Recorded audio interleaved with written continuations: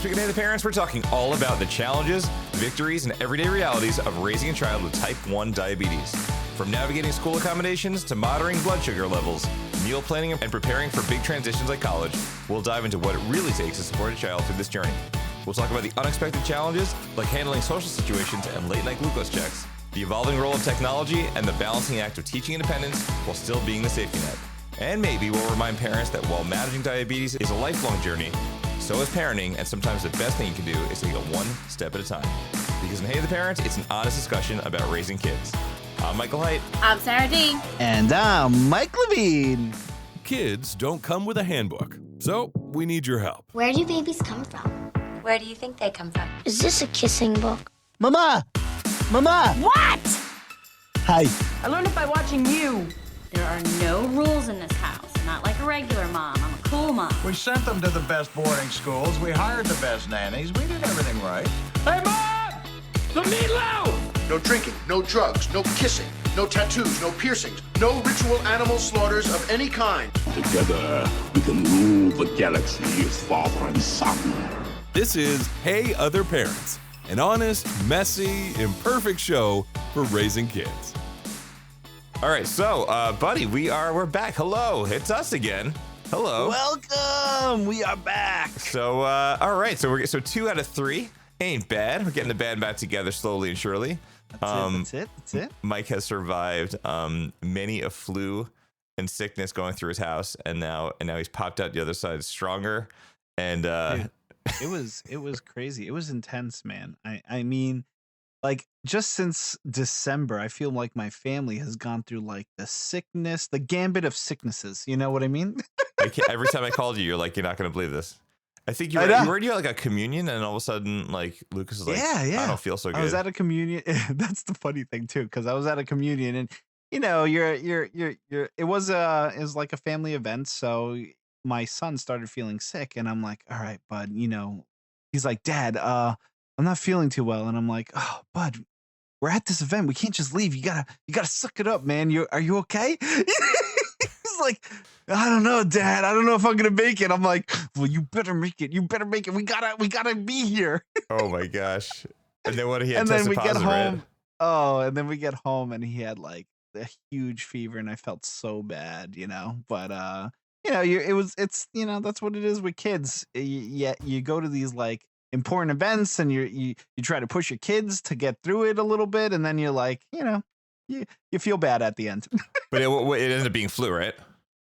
Yeah, and then he wound up. We actually took him to the doctor. He wound up having flu type A, which I didn't even know there were different types, and it doesn't even matter the type. Like, they just label it. It's not like one's worse than the other, you know? Well, speaking of types, on this episode, we are going to have our buddy of the show, Mike Orlep. He's going to be on the show.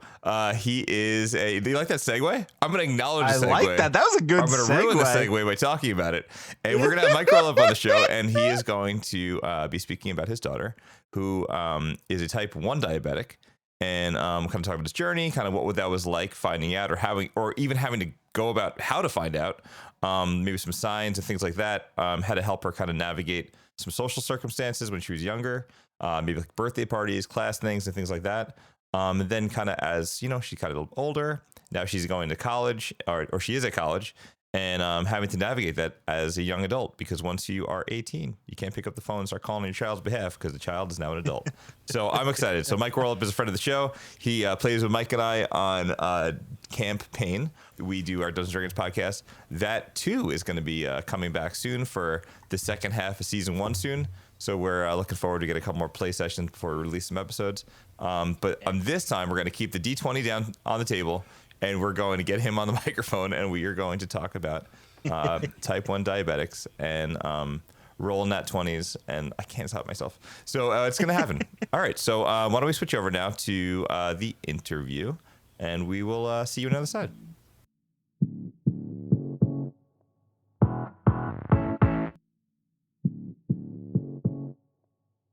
All right, so we're back. All right, hey Mike, Welcome. how we doing? Hey guys, hey, thanks for having me. Too many mics. You know, this is going to be confusing in so many ways because when you have 3 mics on a podcast, it really, having 2 mics is one thing because Sarah will be like, Michael Height or Michael Levine. And now we're like, okay, we're just going to call you Orlep because this is going to be too confusing if not. Yeah, so no, thank you fine. for doing this. I'm glad you're here with us. Yeah, I'm happy to be here. So this is kind of an interesting. Yes, go watch the Lorax. I'm going to keep that in podcast because I just want everyone at home to know that it's just so real, all of it. All right, so okay, so this episode, the reason we have Mike on is because Mike, your daughter, you basically run through the whole gamut of it, right? So she's had it, since you've dealt with it from the time she was young, and now she's in college. We've chatted about that. Technologies have changed dramatically, and there's so many things that that have evolved, I'm sure, from the time she was first born, and then a little while later you found out about it, and then now 19 years later, she's there. She is at college, so maybe we could start out with kind of like how you figured it out, or how she was diagnosed, or what made you even. Yeah, sure. No, it's good. So yeah, my daughter Sarah now goes by Liz. When got to college, decided to go by Liz. So I'm going to keep switching back and forth. I call her Liz day to day. People. So we'll know like the time period. Do my best. Well, sometimes when we're talking about her as a child, I was still like, oh, Sarah, because I remember little Sarah in second grade. Yeah. But I'm going to do my best to keep calling her Liz. So yeah, when Liz was 7.5, she was diagnosed with type 1 diabetes. And really the only indication that we had for it was that she was going to the bathroom like all the time, like every half hour or so, and like she couldn't hold it. And the thing that really clued us in, we went to see her cousin in a show, and Liz loves theater, loves it, and she couldn't even sit through the entire first act without having to get up and go to the bathroom. So at that point we're like, something's wrong, we'll take her to the doctor. So we figured that it was like, a urinary tract infection or something like that, and that doctor would give her some antibiotics, everything will be fine. Pretty typical for a kid in second grade. And my wife took her to the doctor and did a quick quick urine test, like a dipstick urine test, and comes back to her and says, okay, here's what you're going to do. You're going to take her down to South Nassau, to the lab at South Nassau. They're going to do a blood draw, and then you're going to take her home, and you're going to pack up a suitcase with like 2 days worth of clothes. And then like an hour later, when I get the results, I'm going to call you back and tell you that she has type 1 diabetes. And you're going to take her to Cohen's Medical Center, and they're going to admit her, and she's going to be in the hospital for 2 or 3 days. And we were just absolutely floored, like totally and completely floored. And we just, so we did that. That's exactly what happened. We took her to Cohen's. The staff there was wonderful and fantastic. They had to put her on an IV for a little while with some insulin to make sure that her blood sugar came down.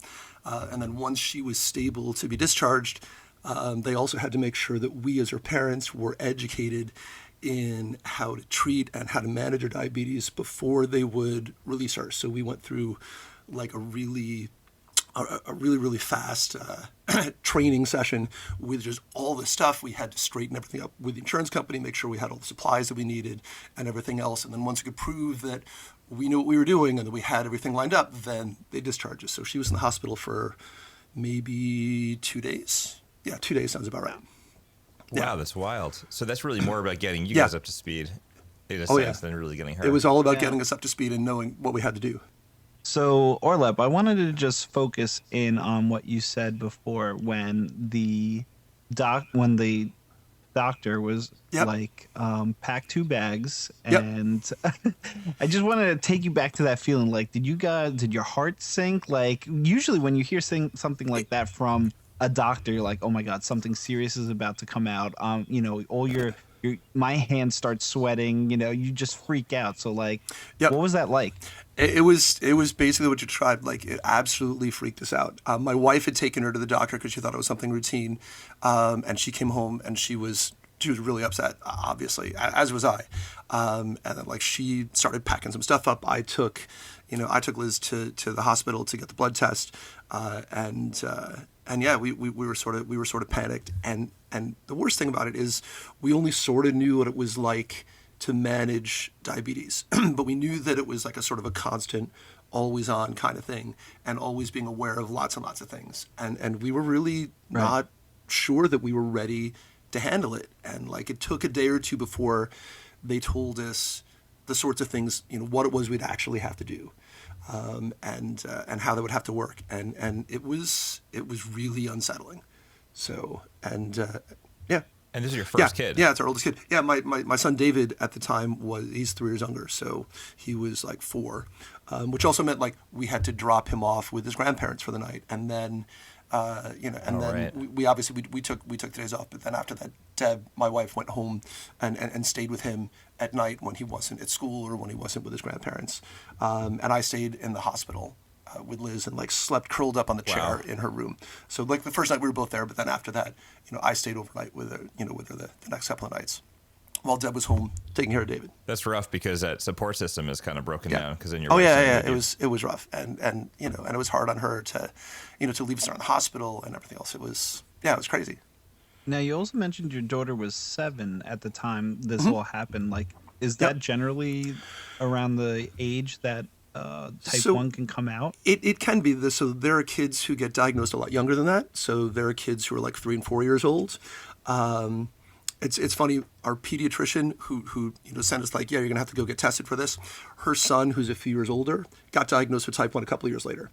And it was funny. Like actually, we talked to her at one of our regular appointments where she told us that, and she actually had a couple of questions for us as parents managing it, because it's different than like being the doctor that diagnoses it. And Liz has a friend now at college who was diagnosed while she was at college, and found out. So like, oh wow. Yeah, type 1 is a lot of times called juvenile diabetes. It usually shows up in childhood. It can show up into like your mid-20s. And there are even some adults past that every once in a while who'll get diagnosed with it. But usually it happens when you're fairly young. Wow.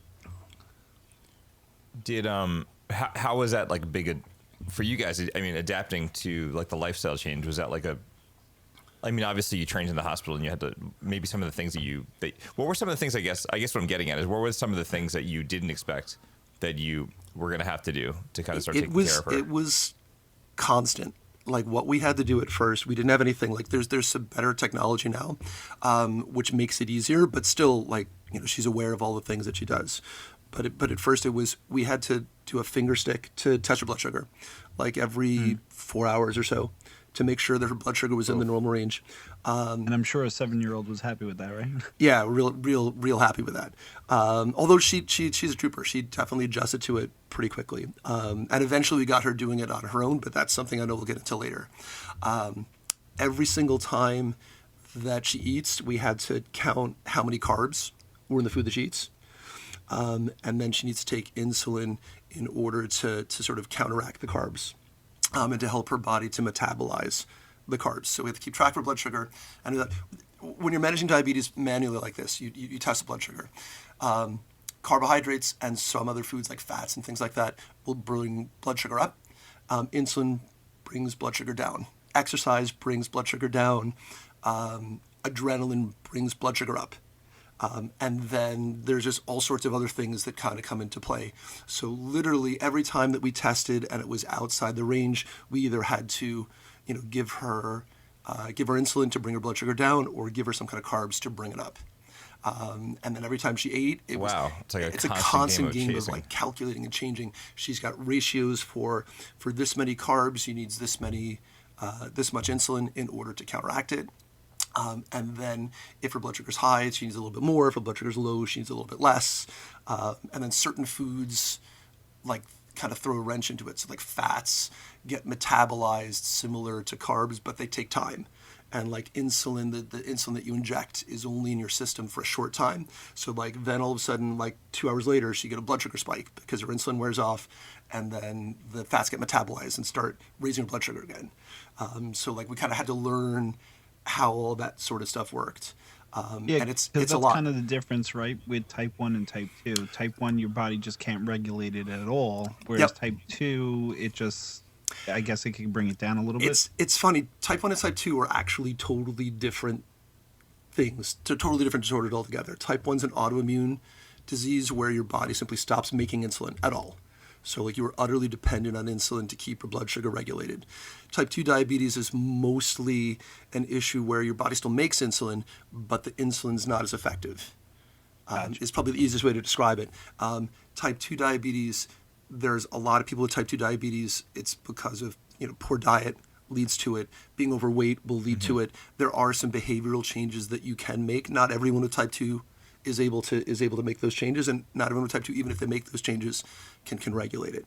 But type 1 is like totally like it's your immune system does something to your pancreas and knocks out your ability to make insulin, and then like there's literally nothing you can do about it. It's not your fault. There's absolutely nothing that you can do other than measure blood sugar and regulate it by taking insulin, and that's it. Do you find like people are like I know it sounds so insane, but do you think people are judgy or critical or mix them up or think like it's there's self-imposed, like definitely some of that. There's absolutely some of that. There's some political stuff recently when people are talking about regulating the price of insulin because insulin is ridiculously expensive, where some politicians who didn't know any better were talking about, well, people are taking this, really what they need to do is they just need to, watch what they eat and exercise. And it's like, no, that's really not it. For some people, that might be true. Yeah. But even for people with type 2 diabetes, that's not always true. And for type 1 diabetes, it's absolutely not true. So actually, it's funny. My son, I remember when he was in elementary school, maybe 3rd or 4th grade, got really, really upset with somebody else in his class because they made some comment about diabetes and about how it was because people were fat or this or that, and he just lost it because he knew that that's not true, and he was really took care of his big sister, and he got really upset by it, and we told him, hey, that's great, we appreciate it, but like maybe don't yell at the other kids in your class. Out of curiosity though, like I'm only thinking like you had mentioned about like the calculations and things like that. Obviously, like eating at home is one thing, but was eating out a challenge? Oh yeah, eating out is a challenge. So when you're eating at home and you know exactly what's going into it, or if you've got food that's like sort of prepackaged, it's got the nutritional information on it. So we read the nutritional labels on stuff all the time. But when you're eating out, you're really just guessing. And you make your best guess, and then you kind of take care of the impacts afterwards. So if you didn't quite take enough insulin, your blood sugar goes high, you take a little bit more. If you guessed wrong and you took too much, your sugar goes low, you'd have some more carbs, and you bring it back up again. We found pizza was the worst because every pizza place does it a little bit differently. And like we actually sauce and sugar. Yeah, and since every place is different, like it affects you differently. So we had like 1 or 2 places that we went to regularly, and those were the only places we got it from because it was easiest to guess. Now, what about like sending your child to school? Like because they have you have their lunch, whatever, but they're always so active, and she's probably burning so much. Yeah. So when we were really lucky because at the time that she was diagnosed, she was going to the same school where my wife teaches. She was in lower school. My wife was in the middle school. So like she was always in the building if she needed to be there. But really, after we educated the nurse about what had to happen, and Liz was really good early on. Like she was able to tell when she was going low. And going low is really the emergency. If you go low, then you've got the risk that you're going to pass out. And if your body keeps if you take too much insulin, your body's not doing what it needs to do to kind of counteract that. So like going low is really a short-term emergency. Like you have to take care of it. You have to have something with sugar in it. She carries like juice boxes around with her. Even now, as a college student, carries juice boxes around. Going high is a problem, but it's like a longer term problem. Like you need to take care of it, but it's not like immediate if you run high. It takes a couple of hours before you start feeling the effects, and then she'll start to feel the effects. Like she starts to feel nauseous and stuff like that when her sugar goes really, really high, which is another whole thing. But a lot of times it's about making the adults around her feel confident, knowing that they could go to her mom if there was a real problem was definitely helped at first. But like leaving her, like bring her to a friend's house or bring her to a birthday party. Like a lot of times early on, we'd stick around so that we'd be there if we needed to be. But then it was also like we would just kind of give careful instructions to people, and eventually, at first we did all the injections for her, and so when that happened, like we had to be there. But then eventually, when she learned to do her own injections and test her own blood sugar, she became a lot more self-sufficient. And one of the things we kind of instilled in her is, if you want to be able to go places without us, you need to be able to do this. And then, we talked to whatever adults were responsible for her. And usually what we told her was, like, you're never going to go wrong giving her, like, if you're worried, give her some juice. Like, juice is medicine. And even if she doesn't really need it, like, you can deal with it later. If she needs juice and she doesn't get it, then it's more of a problem. So like, and that like, usually. Speaking of the juice, is it like instant? Like, is it? It's pretty quick. It's within like 5 minutes or so. Like, she starts to feel woozy and tired and dizzy. She knows what it feels like. And once it happened to her a few times, we're confident that she would feel it, and she's always felt it when she goes low. And then she tests, and then when she sees that she is in fact low, then, she takes, has juice, and then usually within a couple of minutes she starts feeling better. Her sugar comes up to be pretty normal. Wow. Are there any foods that like kind of help self-regulate a little bit? Like are there like apples or milk, or are there things that people's so blood sugar it's funny, for believe it or them, not, or? As much as you think that the diet plays a big role, and it does, there are very few things that she can't have. And basically the things she can't have are anything that's nothing but sugar. So like anything candy? like just like a hard candy. Even like chocolate is okay, because chocolate's got some fats and protein and some stuff like that in it. And usually stuff like that you have in moderation is fine. So like a piece of chocolate is fine. Like a whole bag of M&Ms is bad.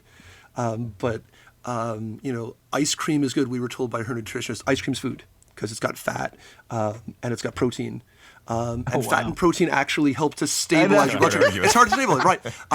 But like an Italian ice is nothing but sugar and water. So like that's bad, unless she's low. So really the more important thing is sort of knowing what you're eating and balancing your diet and making sure that you're getting certain things. So fat and protein tend to keep her blood sugar stable. Instead of like, quickly kind of going up and down. So, even if it's got a lot of, if it's got a lot of sugar in it, like it kind of slows down the way that it metabolizes sugar. So she doesn't spike nearly as much. Yeah. That's wild. And what about like artificial sugar? Yep. Like She likes stevia, and artificial sugar doesn't have any kind of metabolic issue with it. It's only like the glucose that you find in natural sugars. So she uses stevia all the time to sweeten, tea and, whatever else she's got. That is such a different kind of experience, because like some of those things, I'm sure when she was really young, I know we keep flip-flopping back in time, but I'm kind of thinking of her as 7, because when you think about any 7-year-old or maybe a little younger, but even 7, like when you ask them like, oh, you're not feeling good, what hurts? And like even something like a sore throat, they could be like, they could point to the wrong part of their body completely. So you're relying on a little kid to tell you this important information, and it must be tricky.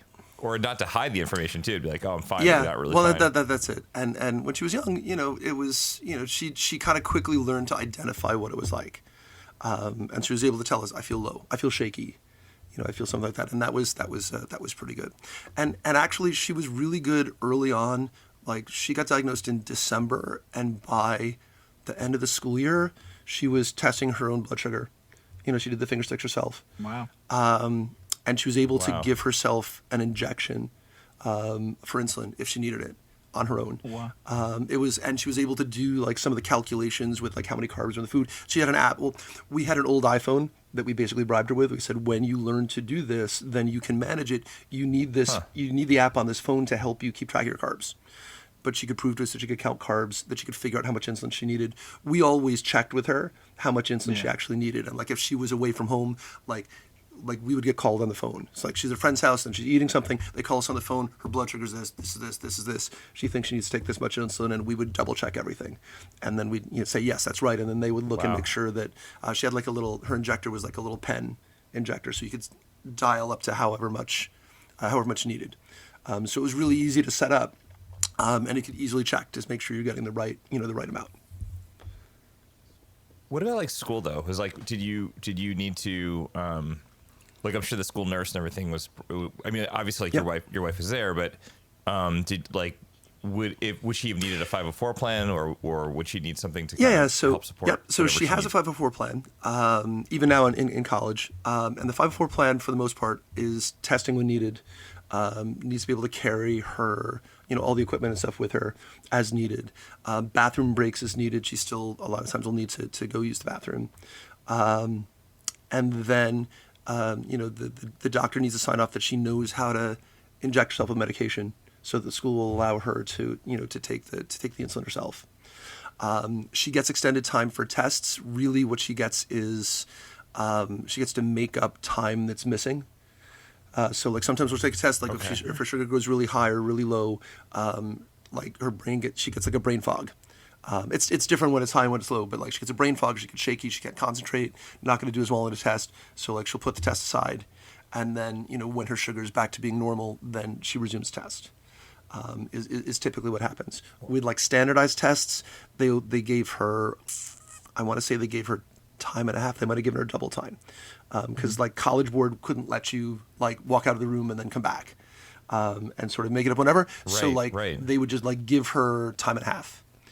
So she had extra time in case her sugar went low. And in college now she's got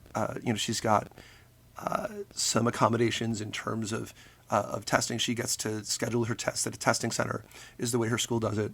And she gets time made up for any time lost, and she gets extensions on assignments if she needs it, because like sometimes no matter what you do without the technology, no matter how wonderful it is, something still goes wrong, and like there's nothing you can do about it. It just goes wrong. And like we've had plenty of nights where just like her sugar's ridiculously high, she feels sick, she feels whatever, she can't focus, she can't do whatever. So if she's got work that's got to be done the next day and it's not done, then it's like there's just no way she could do it.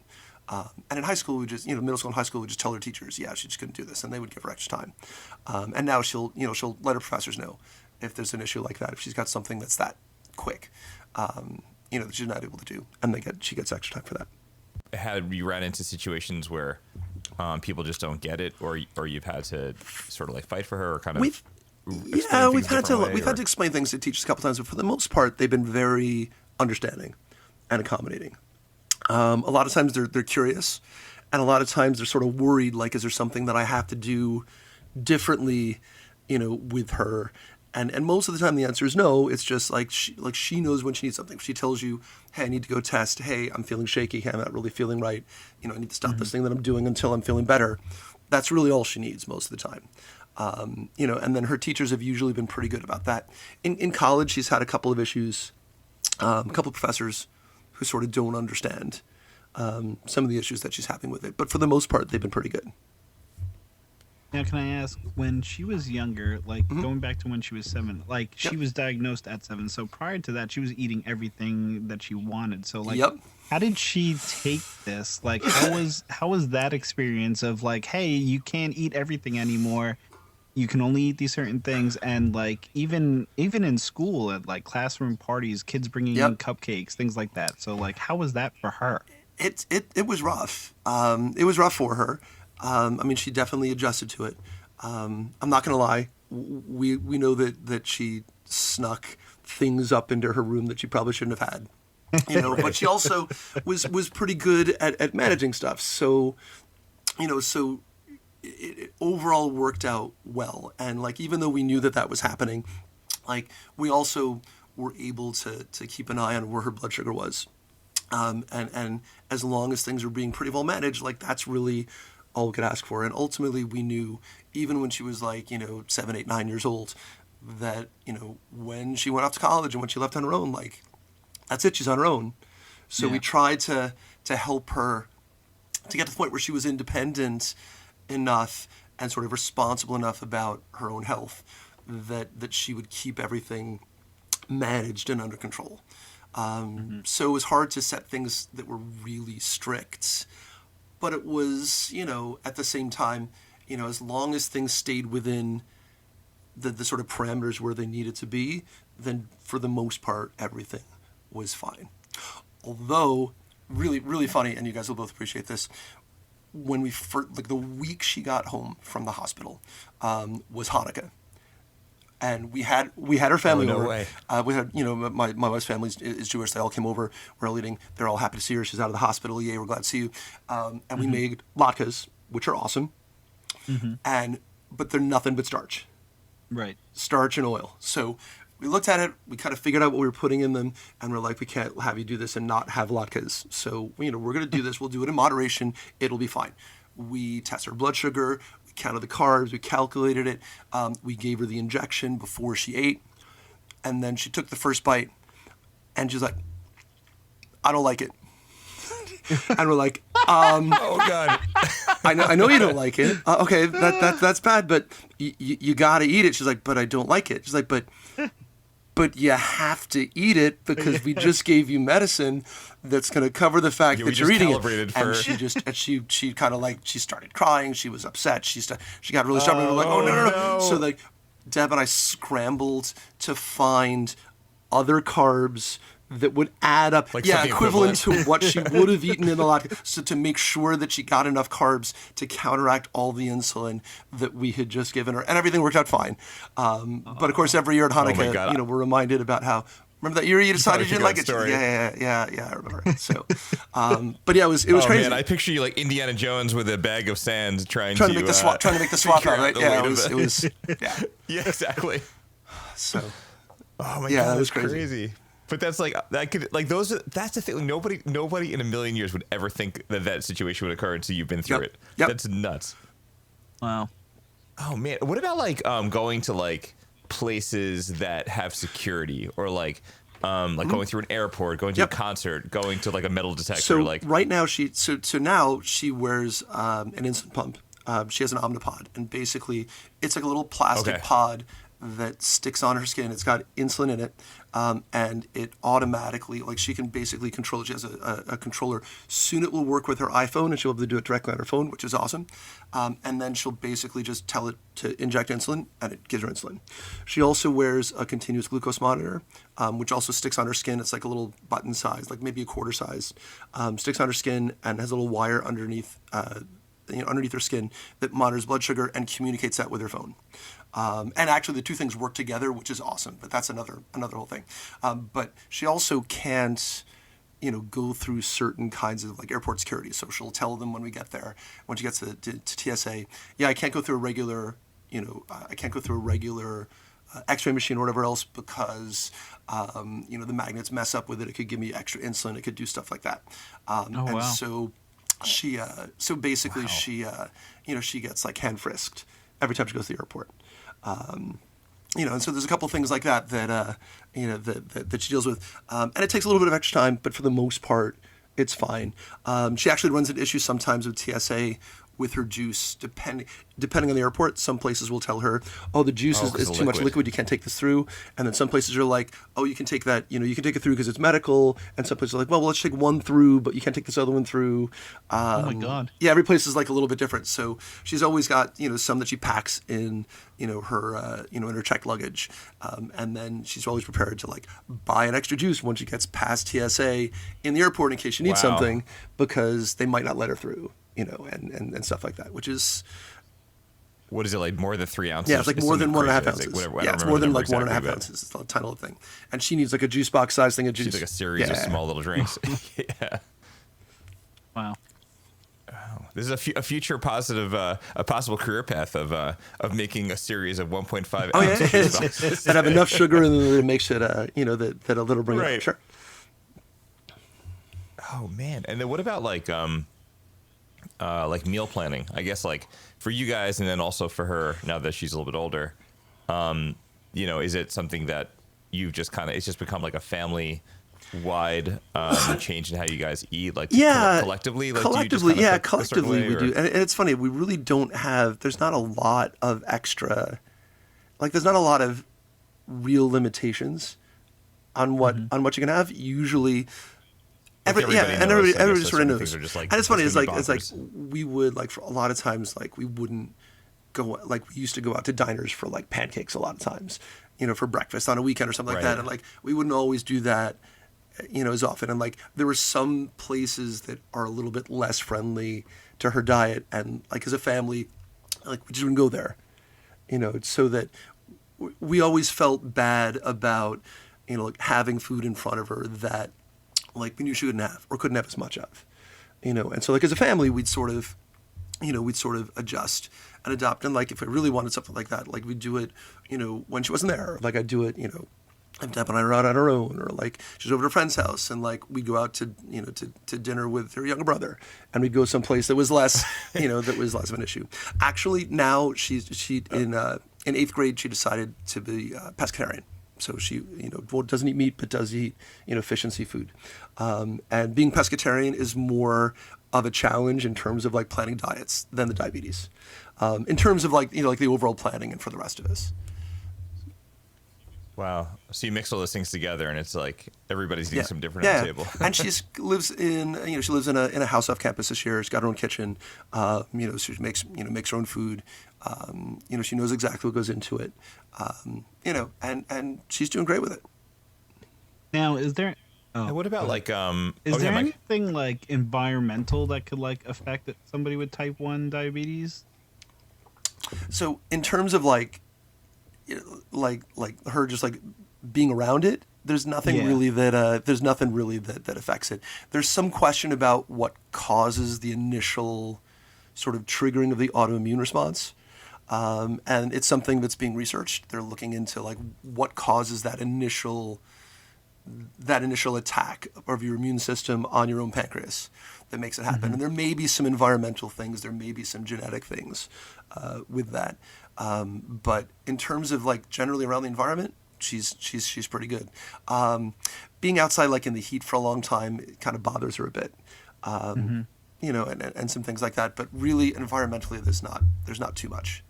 Okay, good. And then what about like your food with protein, food with low protein? Does that have, or caffeine? Do those things impact her as well? So protein doesn't really impact it, other than it sort of stabilizes. It stops the sugar from going up and down quickly. But like fats and oils tend to have a delayed effect. The fats and oils get broken down more slowly, and so what happens is the insulin that you take, because it only stays in your system for a couple of hours, then the fats and oils will kind of break down and your blood sugar will spike a few hours after the fact. When you're doing it with nothing but injections, like with a pen, you kind of have to take that into account and like take another injection later. Like remember, oh yeah, I had some of this, so I'll need a little bit extra sort of down the road. With an insulin pump, which you can program, what's kind of cool, a lot of them have something where you can say, well, I took this extra fat, and so it will give you like an extra dose a little bit later on. Like it'll remember what you told it you ate, and it'll remember the insulin that it gave you, and it'll like kind of down the road will kind of do some stuff to spike it up. So before she had the glucose monitor and the pump that talked to each other, her pumps were sort of programmable. And she was able to tell it, I had some fat. I had this much fat at this point in time. And it sort of kept track of it and knew, okay, so you'll need this much insulin like in another 2 hours, sort of thing, which was kind of cool because we didn't have to worry about it as much.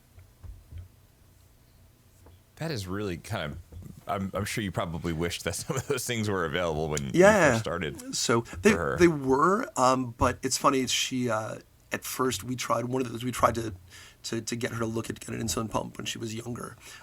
We probably pushed her a little bit too fast to try it. We went to like a session that the endocrinologist that she went to ran, and she tried to put in the pump inset, which is the thing that sticks on your skin and like pokes a needle under your skin.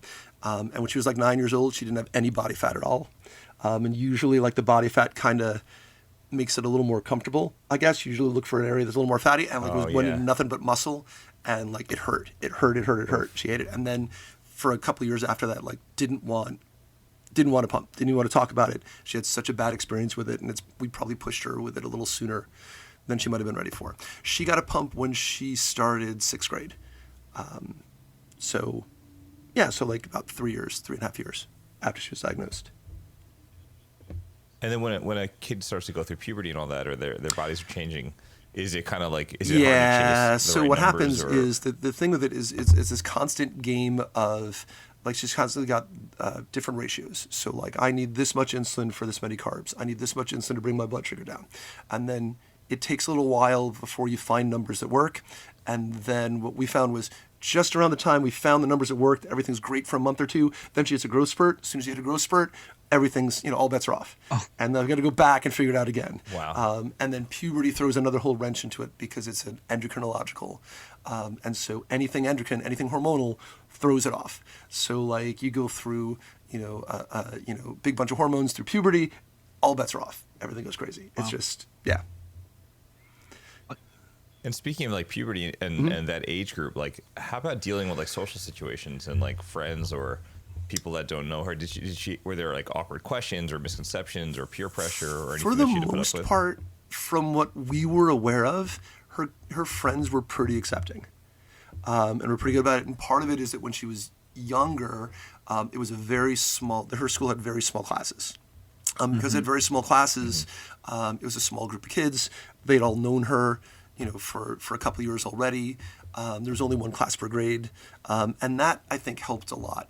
She started a new school in 6th grade. She went there for 6th through 12th grade. And, it was sort of just like one more thing, it was like one additional thing on top of all the other stuff from meeting a new kid. And as far as we know, things basically were okay. It's really funny. Like for the most part, you're not going to notice that there's anything all that different about her, other than the fact that like she keeps pulling out her phone to like type stuff in, or every once in a while like her pump beeps and makes funny sound. But for the most part, like she's eating the same things that everybody else is, and stuff like that. So it didn't seem to be that big a deal. I'm sure that there were issues that she never told us about. But for the most part, everybody's been pretty accepting. And once they understand what's going on, they've been pretty good about it. Well, speaking of issues, was there ever any like big issue where she like emotionally or physically just like broke down and was a tough night for you guys to like kind of handle as parents? So she did go through. I remember there was a time when she was in middle school where, and this is fairly typical for middle school students with anything they're dealing with, and it's apparently something that's fairly common with kids with diabetes, where she just, once we got to the point where we trusted her to manage her own diabetes, then and we kind of like let her on her own and like weren't watching her as closely. She went through a short little 1 or 2 day phase where she just decided like she wasn't going to have anything to do with it and just wasn't going to do anything about it. Oh, wow. And then her blood sugar went ridiculously high, and she got sick, and she felt sick. She threw up on the bus, and we figured out what happened. We kind of talked her through it, and then it never really happened again like that. But that was probably the worst thing that I remember. Like just like all of a sudden, like what if I just don't do anything? What if I behave like every other kid? And the answer was something bad happens, and we were there to help her out with it, and that was it. That was probably the worst thing that I remember happening. But I'm sure that there are other things as well that she may not have shared with us. But that was the worst thing that I remember. Do you have any tips for parents with holidays, Halloween, Easter, birthdays? Halloween sucks if you have type 1 diabetes because you're imagine. literally nothing but going around and trying to get candy, a lot of which you can't have, which kind of sucks. Yeah. We did a couple of things, actually. So one of the things we did, and you know this, my family's big on costumes every year for Halloween. And like we all probably would have been sort of like that anyway. But once Liz got diagnosed with diabetes, we decided to make like the dress up for Halloween a big thing. And we were willing to like put a lot more into costumes than we might otherwise have done. And we always did like family themed costumes and stuff like that. And we really made Halloween more about dressing up than about getting candy. Which was kind of cool. And I think in some ways, and it was a lot of fun. I mean, I'm sure this still and it kind of replaced. Cool. I mean, we still had trick or treating. We still had candy. Her brother loved it because her brother got all the candy that she couldn't eat, which was great. Usually, she made him trade for candy that she could eat, but sort of like an exchange back and forth. And she did go for a couple of years when she was younger. She did some fundraising for the American Diabetes Association. So she chose cool. when trick-or-treating to ask people for a donation, if they were willing to donate, which was great. And she was able to do that. And we did a couple of years. We did the ADA's Ride for Life. And she got people to sponsor her. We did a bike ride as a family together. And we did that for a few years. And then we wound up getting busy enough that it didn't really fit our schedule well. But that was some of the stuff that we did to work around. Halloween was the worst. The other holidays are relatively easy to deal with, but Halloween just sucks. It's all about getting candy when you're a kid. Did you guys find other parents of kids with diabetes or any resources, or was it really more of just kind of like learning from the professionals and figuring out the way that made most sense for you really guys? learned from the pros. And it's funny, like I said before with their pediatrician, it's funny that the doctors are good at diagnosing, and they're good at sort of like the medication you need to take and stuff like that. But the actual day-to-day management, they're really not as good at. And sometimes they'll even tell you that that's really not their thing. The nurse managers at her endocrinologist practice were fantastic, and some of them were like the chief nurse in the practice was probably in her 40s when Sarah was diagnosed, and she's a type 1 diabetic herself. And that actually helped a lot, believe it or not, when she came to the hospital to lead us through everything. And we saw, here's an adult woman who'd had kids, who was healthy, who had a career and everything else. When we were worried in the hospital with our little 7-year-old, seeing that as her future really was a big relief. Right. But she was very practical because she managed that stuff herself. A couple of the other nurses also had type 1 diabetes. A couple of them were parents of kids with type 1 diabetes. So most of them had practical day-to-day hands-on understanding of what it meant and what it looked like. Some of them didn't. And a lot of times when things went wrong and we'd have to call the practice or, talk to one of the nurse managers and we'd explain what we did. And sometimes they'd just be like, yeah, you're beyond what we're able to help you with. You seem to have this down pretty well, which was kind of cool. But we really didn't see, we met a couple, at an event or two where we met a couple of other parents. But for the most part, we got a handle on it pretty quickly. So we were able to get support if we needed it, but we really didn't need that much support, which was kind of cool. Liz has managed to find a couple of friends with type 1 diabetes, and they're their own support network. Which is kind of cool. So she's got a friend at school who, like I said, who just got diagnosed a few years ago, and they're in the same theater group together. And the two of them are each other's support network for this because they kind of know and understand what they're going through.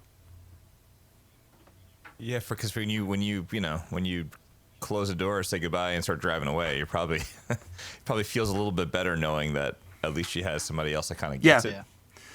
Yeah, which really helps. No, this is really good. Oh well, thank you, Mike. This has been super duper eye-opening. There is not even a chance that I could even say that I knew a quarter of the things that you told us today. So this has been really powerful to kind of sense. And the thing is, when people talk about it, in general with any topic, there's a lot of assumptions, but just thinking about the day-to-day life that we all go through with kids in general, being young and telling us what they need and how they're feeling like that, I can't even imagine. That just blew up times 100 for you guys at home. But the stuff that you said, I think, is really, really valuable for people that either are going through it, maybe have some concerns, don't even know where to begin. And I think you definitely put some people at ease, which is thanks. Much it's funny. appreciated. It's one of the things where when you're managing it well and everything's going well, and you look at it it doesn't look that bad, but there's so much stuff behind the scenes that you don't see. There's a lot of work that goes into it. There's a lot of sort of preparing. There's, what happens when things go wrong, which a lot of times people don't see. And it's just, it's emotionally grueling. We've had a lot of sleepless nights where her CGM goes beeping all night long because she's high. She's up and she feels sick and one of us is up with her. And just it's a lot. And she's taking care of all that stuff on her own now. And when that stuff happens to her, she's the one there dealing with it. And she makes it look easy, but at the same time, it's not. If you really kind of look more deeply, it's a lot harder than it looks. But for anybody who has to go through with it, even though it's harder than it looks, like you can do it, and there is support out there, and it is manageable, and if you manage it well, then your child is going to be healthy and happy and can adjust well.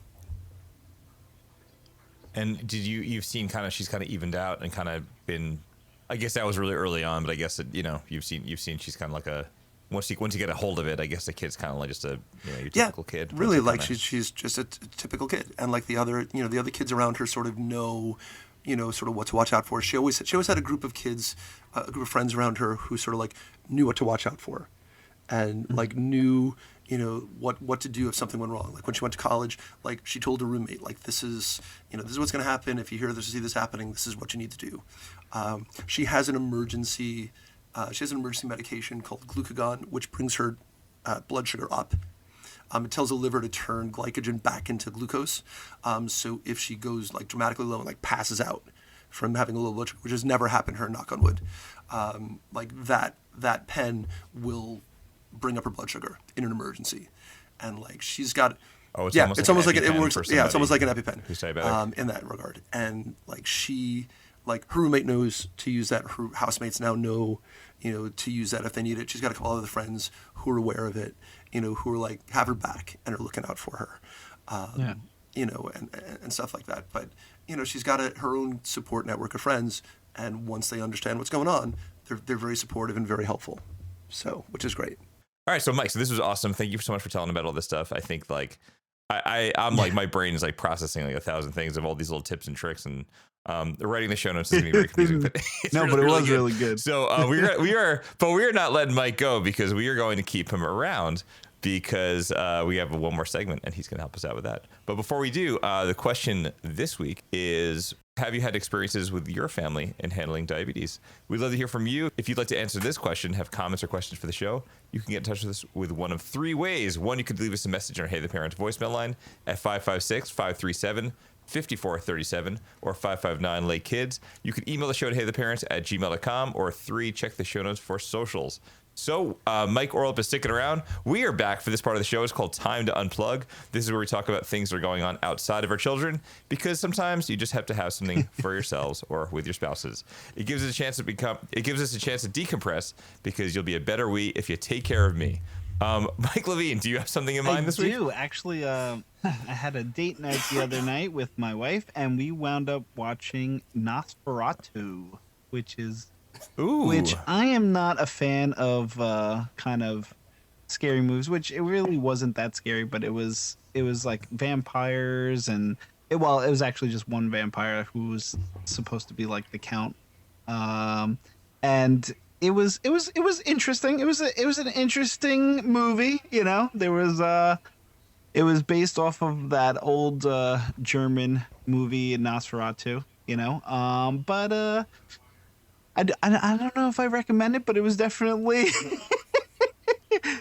Did you watch through your fingers, like the holes in your fingertips, or did you? Yeah, I don't like scary movies, man, with the blood and the killing and the vampires. All right, well, let me ask you this question: what did Taylor think of the movie? She loved it. She loves horror movies. She loves all that stuff, and I'm like, hey, sometimes you just gotta bite the bullet. So her and Sarah D would probably be just fine with this.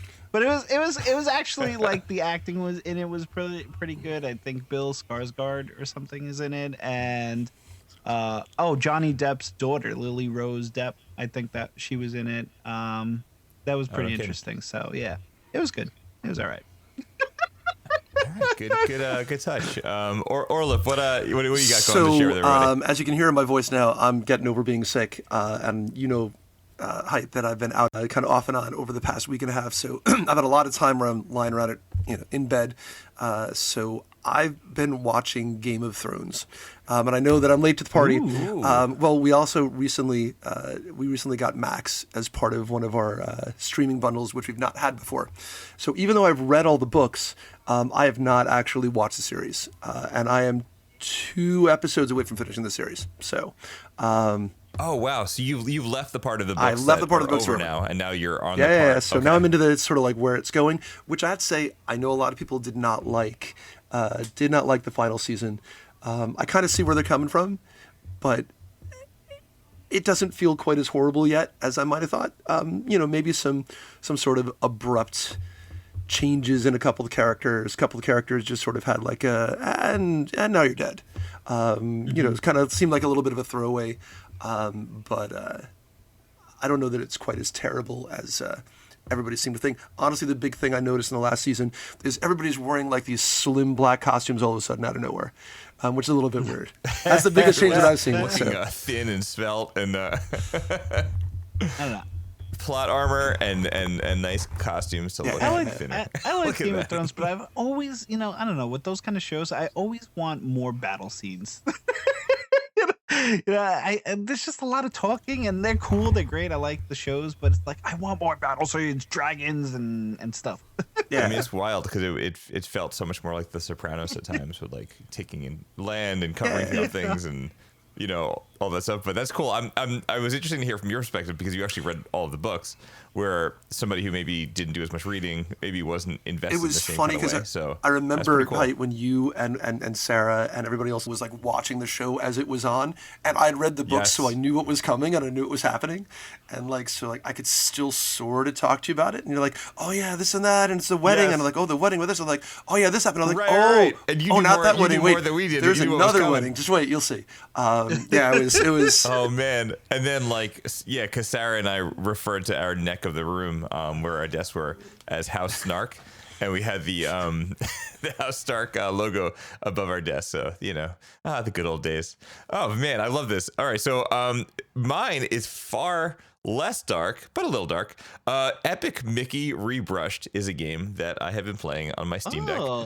And why would you be playing a Mickey game, you say? I don't know, 45. But anyway, it's really good. What I like about it is it's like so for some of you guys out there who probably were in that weird Wii U era that maybe didn't play all the games, or that time period where maybe you just weren't into gaming or did PlayStation, whatever. They made these series of games that were based on Disney property, but had a Mickey story where it's like a Fantasia twist where there's these magic brushes that he gets and something wacky stuff happens and some paint or paint thinner goes into this portal and then it starts to mess up this other dimension. So it's all about these Disney places. But what was cool about it is if you've been to Disney, you will recognize it's got Main Street. It has ride references like Pirates of the Caribbean. It's got a lot of really cool things. So I'm kind of enjoying it. It's not the most amazing game on the planet, but it's got some 2D stuff. It's got some 3D stuff. And it is just the pure level of not having to remember a whole lot of stuff when you pick up the Steam Deck for a half an hour and play for a little bit. Cool. So I'm digging it. And it's kind of fun. So MICK, why you ask? Because we don't have that much time on our hands. So it has been a lot of fun hanging out with Mike Levine, Mike Orlep. We talked about diabetes, diagnosing it, family struggles, what a really good doctor to help you kind of get started and get navigated, having faith in your child, and making them feel really more independent and having them part of the process. Thank you to Mike Orlep for coming on the show. We'd like to take a special moment to thank our listeners and supporters for donating to the show. If you want to help support this show so we can keep making episodes like this one, we have a link to donate in the show notes. If you don't have the means to do so, we really appreciate it when you tell your friends or family about the podcast so we can reach more listeners. Maybe we can learn from them, they can learn from us in our growing community. If you have a chance, please leave us a review in Apple Podcasts or Spotify.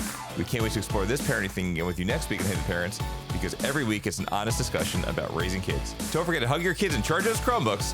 That's new for me, for Mike, and for Sarah. And we'll see you next time. Bye-bye. Bye, guys. Hey the Parents is produced by Mike Levine, Sarah Desirines, and me, Michael Height. I edit, mix our show. Our intro voice recording was done by the one and only Coltrane. If you like our show, we hope you'll consider going to the show notes and help support the podcast. Check our show notes for social media information and contacts, and we look forward to seeing you next time. Booyakasha. All right. Well, Mike Orlep, thank you. That was awesome.